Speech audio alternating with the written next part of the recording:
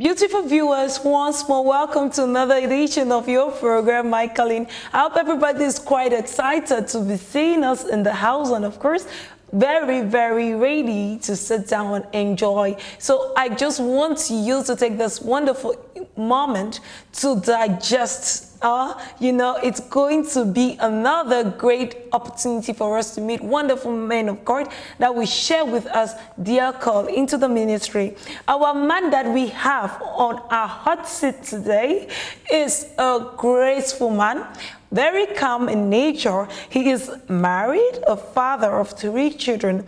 And when I said married, I forgot to precise that he's married to an evangelist as well, the Rex and Galula. He has 3 children, 2 beautiful girls and 1 handsome boy.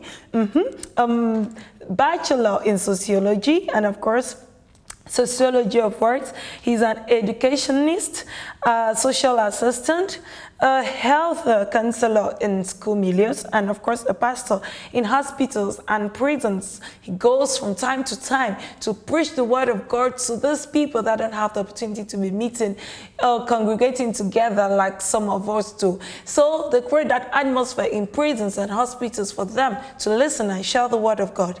And this man that I'm talking about, as I earlier said, is very graceful, very calm, very posed in nature. He's none other than Pastor Buyamba Diwe Lupumba Polang. We'll be right back for you to discover our hot seat guest.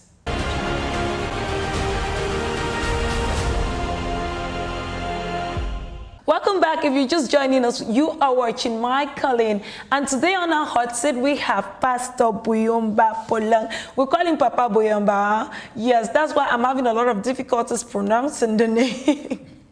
Daddy, good afternoon and welcome once more to your program. Thank you. Well, thank you. We're very grateful for you because you gave us the opportunity to interview you. Nous sommes vraiment contents. Ok, merci ma sœur journaliste Vanessa pour cette opportunité que tu me donnes pour que je puisse un peu parler du ministère, de l'appel de Dieu au ministère, à ce qui me concerne. Je crois que... On va passer du bon temps avec... Bien sûr. Ok, papa, on va partir directement dans notre première question parce que j'aime tellement, je suis toujours... C'est comme s'il y a un truc en moi qui brûle toujours pour poser ces premières questions. Je sais qu'en grandissant, vous avez eu d'autres rêves. Peut-être tous les jeunes garçons ont toujours les rêves que j'aimerais que vous nous dites. Mais à un certain moment, vous avez reçu cet appel de Dieu dans votre vie. Comment avez-vous su? Ok, merci beaucoup. Quand j'étais petit, je voulais être pilote parce que j'aimais vraiment l'avion. Wow! Et quand j'ai commencé mes études, effectivement, je voulais aller à l'école de pilotage. Mais l'école de pilotage était plus réservée à l'époque aux militaires, pour les avions de chasse, les avions militaires. Et pour l'aviation civile, c'était rare. Et c'est ainsi que je me suis orienté dans d'autres disciplines. Voilà, mais en ce qui concerne, comme tu dis là, l'appel, comment je l'ai su, je suis issu d'une famille chrétienne catholique. Mes grands-parents servaient déjà Dieu à l'époque. Le grand-père était le responsable de la sacristie à l'église catholique et la grand-mère était la responsable du groupe qu'on appelait Légion de Marie. C'est ainsi que chaque fois qu'on visitait nos grands-parents, le grand-parent voulait aussi voir un jour l'un de ses petits-fils devenir prêtre ou serviteur à l'époque. Et chaque famille à l'époque voulait avoir au moins un prêtre ou une sœur religieuse dans la famille. C'est comme ça qu'il a envoyé mon père, avant que je ne sois né, au petit séminaire et au grand séminaire. Et comme mon père n'a pas pu être prêtre, ils se sont dit, bon, comme lui n'a pas été choisi par Dieu, notre petit-fils doit être prêtre. Ils ont décidé. Voilà. C'est comme ça, en grandissant, on récitait la prière de Notre Père et de Je vous salue Marie le matin, avant de manger, le soir avant de dormir. C'était devenu notre repas quotidien, ces prières-là. Et petit à petit, ils ont commencé à nous introduire dans l'Église catholique, dans les cultes des enfants. Et là-bas, j'ai commencé à aimer les choses de Dieu. Pourquoi? Parce que je voyais les prêtres habillés en blanc, je voyais les servants de messe. Et un jour, j'ai dit, moi aussi, je voulais être servant de messe qu'on appelle acolyte. Wow. C'est comme ça, lorsque j'avais suivi les enseignements pour la première communion, j'ai eu ma première communion à l'Église catholique, j'ai eu ce qu'on appelle la confirmation, et je me suis engagé dans l'acolytat pour devenir servant de messe. Et là, j'ai fait dans cette activité 5 ans. De 9 ans à 14 ans, j'étais servant de messe. Et c'est comme ça que les gens m'appelaient déjà au quartier, Monsieur l'abbé, Monsieur l'abbé. Et j'étais calme, j'étais doux. Mais comme j'étais plus avec le prêtre, un jour, j'ai pris la grosse communion ou la grosse Eucharistie. Parce qu'on nous disait, quand tu prends ça, tu mets dans la poche, ça va se transformer en sang. Oui. J'ai amené ça à la maison et j'ai dit à mon petit frère que j'ai amené ça, mais je n'ai pas vu le sang dans la poche de ma chemise. Le petit frère est allé dire à mon père, c'est comme ça que, tu vois, papa était dans la chorale latine. Il était engagé à l'église. Il est allé dire au prêtre que mon fils a amené à la maison l'Eucharistie. Il a ramené ça. Il a ramené ça au prêtre. C'est comme ça que le prêtre va décider de me chasser à la paroisse où j'étais servant. De la paroisse? Oui, on m'a chassé. Discipliné que non. On m'a chassé de la paroisse. On m'a excommunié. Voilà. C'est comme ça que, pour ça, c'est comme ça que j'ai commencé à me rebeller contre l'Église catholique. Là, j'avais les 15 ans maintenant. 14 ans, 15 ans. Et j'ai commencé la vie comme tous les jeunes. À la gauche, à la droite, à la gauche, à droite. J'ai étudié, Dieu m'a fait grâce, j'ai eu mon bac. Je suis entré à l'université. Là, maintenant, nous avons changé de ville. Je me suis retrouvé dans une autre église catholique qu'on appelait Christ est Sauveur, dans la ville de Lubumbashi. Je tiens à préciser justement que notre pasteur est d'origine congolaise, justement. For those who don't know. Ok, merci. Oui, la République démocratique du Congo. La deuxième ville qui est comme Douala, on appelle ça Lubumbashi. Okay. Oui, la ville minière. C'est là où je me suis engagé dans le groupe des jeunes de l'Église catholique. Les groupes-là, on l'appelait groupe de réflexion Christ Sauveur. C'est là où j'ai commencé ma marche avec Dieu. Quand j'étais en première année à l'université, en deuxième, on réfléchissait sur beaucoup de problématiques de la vie sociale, vie familiale, vie maritale, vie religieuse, ainsi de suite. Et c'est comme ça que j'ai commencé à prendre goût aux choses de Dieu.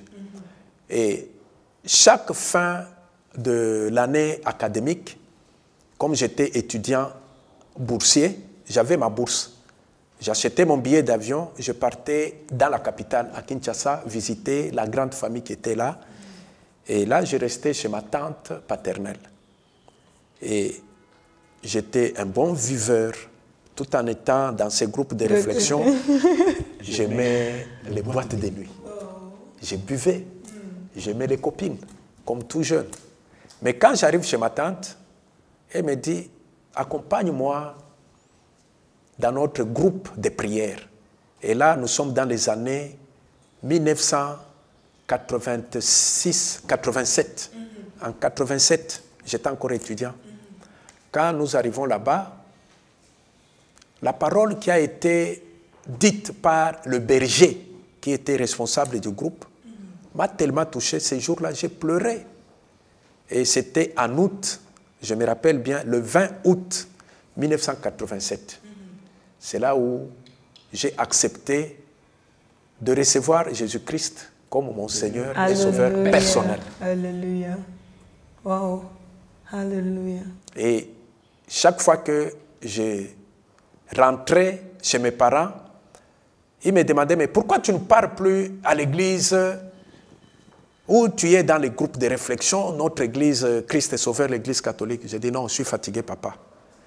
Mais pendant les vacances, quand je pars dans la capitale, je continue à aller dans les groupes de prière. C'est comme ça, en 1990, le 25 décembre 1990, je me décide d'entrer dans les eaux de baptême, d'être baptisé à l'aumônerie universitaire de Kinshasa, à l'église protestante. Et c'est là où, maintenant, j'ai commencé la véritable marche avec Dieu. Wow. Voilà. Wow. J'ai commencé la véritable marche maintenant avec Dieu. Et quand je rentre auprès des parents en 90, je leur dis vraiment, j'ai rencontré Christ et je suis entré dans les eaux de baptême. Moi, je ne viendrai plus à l'église catholique, c'est fini. Ah non, ça c'est quoi, hein? À peine même que tu es né, on te voit grandir, c'est maintenant que tu veux nous dire que tu n'es plus avec nous à l'église catholique. Ils ont mal pris ça. Voilà, ils ont mal pris ça. Et en 91, comme j'avais déjà fini les études, parce que là j'ai terminé pratiquement mes études universitaires en 1980, l'année académique 1989, je termine. Là, je décide d'aller m'installer à Kinshasa auprès de ma tante paternelle. Wow. Et quand je pars, là, je laisse déjà une copine comme fiancée. C'était l'évangéliste Maman Thérèse. Et là, je pars me battre et directement, je me retrouve engagé à la fonction publique ou au ministère de la Recherche scientifique. Et j'ai commencé à cheminer dans les groupes de prière. Et ce n'est qu'en 1992 que les groupes de prière ont changé de statut. Et plus de groupes de prière sont devenus des ministères reconnus, qu'on appelle aujourd'hui les églises de réveil. Oui. Voilà. C'est comme ça que je me retrouve dans ce groupe qui a changé de nom, qui est devenu Centre évangélique La Résurrection. Et dans ce Centre évangélique La Résurrection, j'étais responsable au protocole, je m'occupais de l'intercession et j'étais encore dans l'évangélisation. Voilà comment j'ai pris goût de servir Dieu. C'est en 1992. Wow. Et oui. Oui, justement, je dirais que c'était comme une phase de préparation pour vous, en fait, avant d'entrer dans ce grand ministère. Effectivement, c'était pour moi une phase de préparation parce que je ne pouvais pas m'attendre à ce que je sois aujourd'hui un serviteur reconnu officiellement comme aujourd'hui. Et lorsque je me retrouve dans cette église de réveil, on m'a confié ses responsabilités. Et au même moment, il y a eu les écoles bibliques qui s'ouvraient à gauche, à droite. Oui. Celui qui était notre berger, c'était un jeune aussi. Il était ingénieur en météorologie. Celui qui était comme notre pasteur. Il dit, mais qui veulent aller faire l'école biblique? C'est là où j'ai levé les doigts. On nous a envoyés à l'école biblique. Et c'est l'église qui supportait cette école pour nous. Nous sommes allés là-bas, nous étions au nombre de 6. Moi, j'ai fait l'évangélisation. Après 3 ans, de 92 en 95, je sors comme étant évangéliste. Waouh, waouh. Quand vous êtes sorti de l'école, Est-ce que vous êtes lancé directement dans le ministère ou bien... Non, non, non, je ne me suis pas lancé directement dans le ministère. J'ai continué à travailler comme responsable de l'évangélisation au sein de l'Église. Et à ce moment, est-ce que c'était encore pareil comme avant? Il y a eu des changements dans votre manière d'administrer ou bien... Oui, il y a eu beaucoup de choses qui se sont transformées dans ma vie parce que j'ai abandonné à boire. Et je me suis marié en 91. J'ai fait le mariage en 90. Nous nous sommes mariés. Je suis allé me marier dans la même ville et j'ai amené mon épouse dans la capitale. Oui. Elle étant toujours catholique. Wow. Moi, je partais dans notre ministère. Et elle partait à l'église catholique. Mais quand on revenait le soir, après l'église, je posais la question, qu'est-ce que le prêtre a dit? Elle aussi me demandait, qu'est-ce que le pasteur a dit? C'est comme ça, ça ne gênait pas d'avoir... Ça ne gênait pas. Et c'est comme ça, un jour, elle s'est décidée de venir voir comment, dans l'église de réveil, on fait les choses. Comme moi, j'étais catholique, moi, je connaissais déjà comment ça se passe. C'est elle qui devrait connaître comment ça se passe chez moi.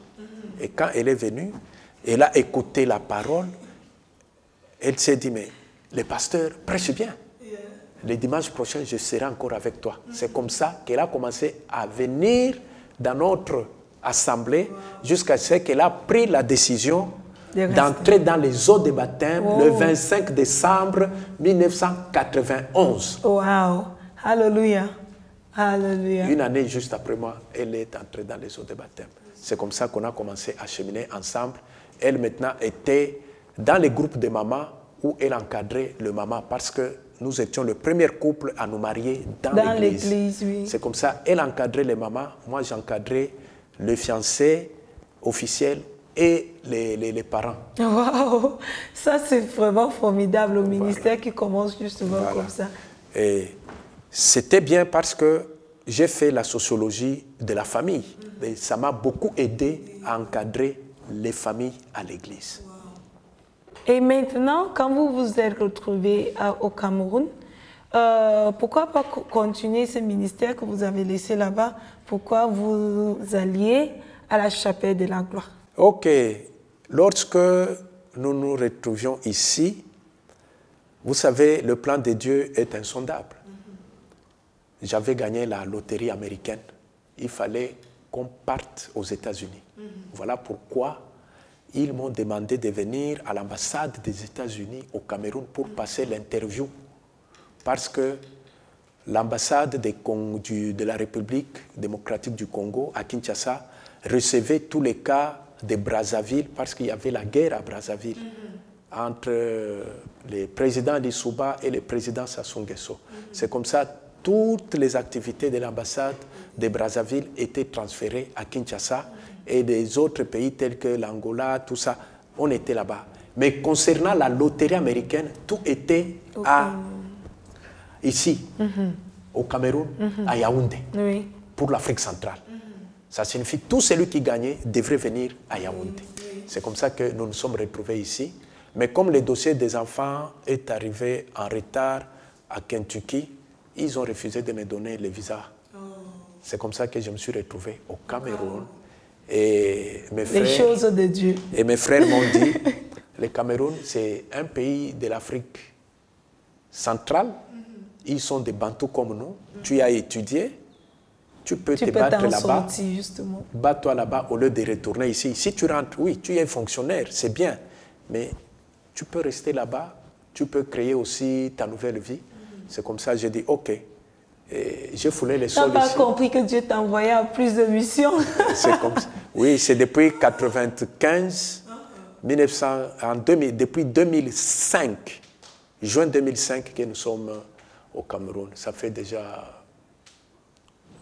beaucoup d'années que nous sommes là. Et justement, ma question, pourquoi ne pas commencer un autre ministère? Oui. Ou bien un ministère à vous? Même lorsque j'étais là-bas chez nous à Kinshasa, j'étais celui qu'on appelle la maître d'association. Même lorsque j'étais au cabinet du ministre comme conseiller en 2003-2004, j'aidais mes amis. Quand ils veulent commencer un ministère, j'achetais les chaises, j'achetais les micros, j'équipais l'église, j'achetais les tôles. C'était ça mon travail et je les soutenais. Aujourd'hui, ils ont des grands ministères, des 3000 membres, 4000. Et quand j'arrive là-bas, je suis bien reçu. Voilà. Donc, quand je suis venu, moi, l'idée de créer un ministère, Dieu ne m'a pas appelé pour créer, mais Dieu m'a appelé à soutenir les ministères qui existent déjà. Voilà pourquoi je suis une main d'association dans les ministères. Mais de moi-même, s'il faut que j'achète les chaises blanches, je mets les chaises, commencer, ce n'est pas ça ce que Dieu veut. Mais ce que Dieu veut, que nous puissions annoncer la bonne nouvelle. Même tout en étant dans un autre ministère, j'annonce la bonne nouvelle. We're learning something. Not everybody is called to be a vision bearer. You can still be called into the ministry and work under somebody. Our beautiful viewers, we're going to go on a break. And when we come back, you'll be getting more from Pastor Buyemba Poulin.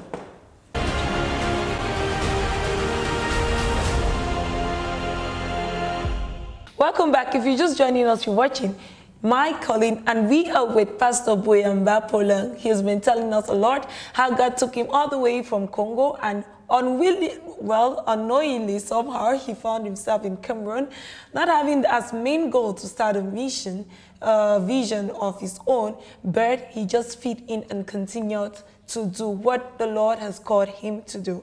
So Pastor has been telling us a lot about how God has been using him and so on. Pastor, we're going to continue with you. On va continuer justement. Quels sont les défis que vous avez rencontrés sur vos chemins?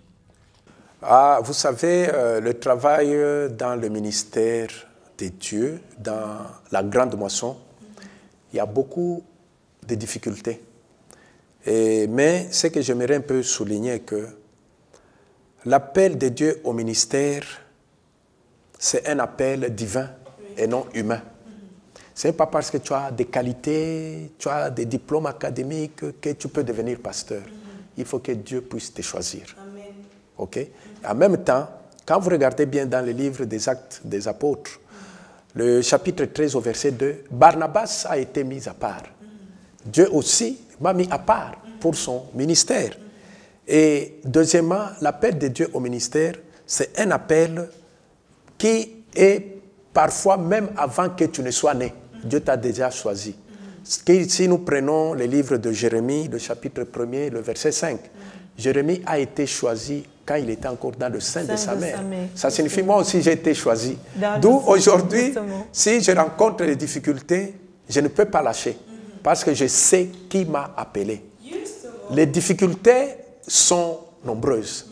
Mais la parole de Dieu nous dit que Dieu fera de nos ennemis nos marchepieds.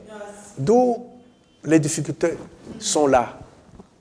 Il arrive des fois, tu te réveilles le matin, tu te dis, mais tu n'as même pas 100 francs. Mais tu dois rendre ministère. Voilà. Il y a les difficultés d'ordre social, difficultés d'ordre familial, les difficultés même d'ordre spirituel, où vraiment tu es éprouvé, tu dois prendre un jeûne, le temps de prier pour dire, Seigneur, ce que je vois, est-ce que je peux m'en sortir? Les difficultés qui peuvent être même chez les gens les plus proches, les amis, qui te découragent. Ah, mais avec tes gros diplômes-là, tu peux faire ça. Mais pourquoi? Je dis non. Moi, j'ai toujours dit, moi, Dieu ne m'a pas appelé à temps plein. Dieu m'a appelé dans le ministère à temps partiel. Voilà pourquoi j'étais fonctionnaire. J'ai travaillé dans son ministère. J'étais conseiller au cabinet, j'étais toujours avec Dieu. Amen. Je suis dans l'enseignement, je suis toujours avec Dieu. Ça signifie, chez moi, dans l'avant-midi, je travaille pour la société. Et dans l'après-midi, je travaille pour Dieu. Voilà comment je me suis déjà organisé. Wow. Et je ne me vois pas un jour devenir pasteur à temps plein. Non, jamais. Il y a cette question qui brûle en moi, justement, et j'aimerais vous poser ça. Il y a d'autres ministères que vous avez retrouvés au Cameroun, mais pourquoi la chapelle de la gloire? Oui, d'ailleurs, avant d'arriver à la chapelle, j'étais dans un grand ministère que tout le monde connaît à Yaoundé ou dans le Cameroun. La Sainte Église du Christ, qui est dirigée par l'archevêque Mekomo Emmanuel. J'ai fait 9 ans là-bas. Et si je me suis retrouvé à la chapelle, c'est que Dieu a lui-même orienté mes pas vers la chapelle quand c'était encore au carrefour Iptec. C'était un dimanche, je me baladais, je cherchais une bonne école où je pouvais être encore surveillant général. J'arrive au carrefour, il y avait un culte, c'était un dimanche.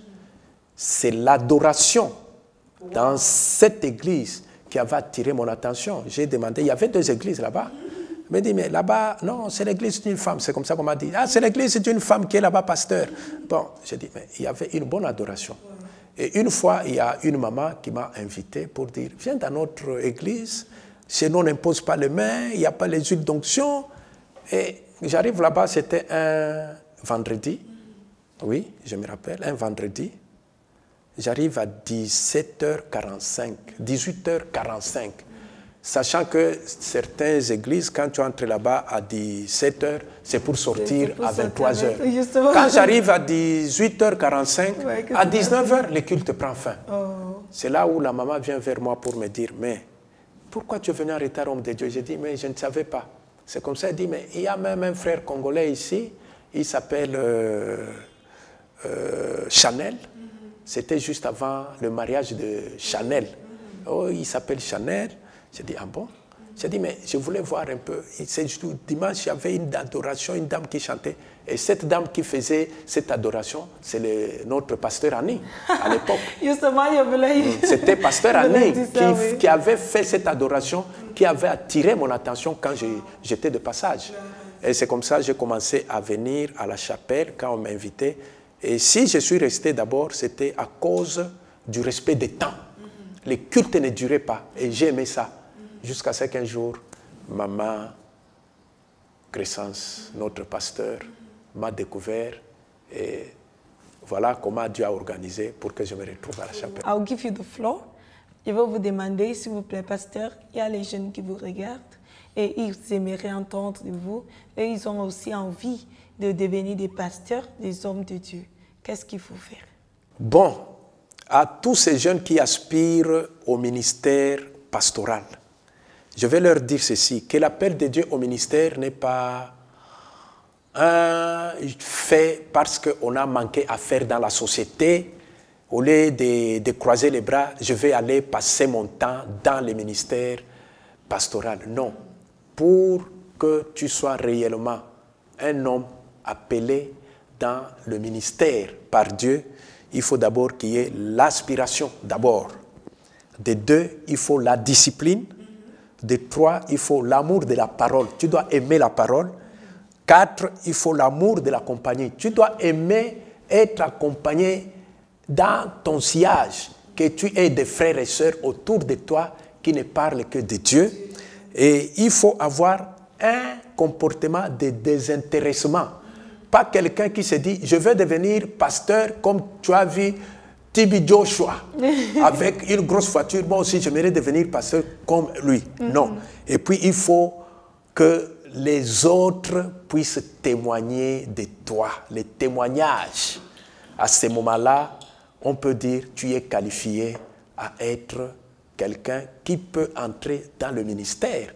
Parce que d'autres sont entrés dans le ministère pour des gains personnels. Mais aujourd'hui, ils ont échoué leur mission. Il faut que Dieu t'appelle réellement. Et non pas que les gens disent, non, comme tu parles un bon français, tu peux être pasteur. Ce n'est pas le français qui fait de quelqu'un un pasteur, mais l'appel de Dieu est dans le cœur. Il faut que ça brûle, que ça soit vraiment comme une soif.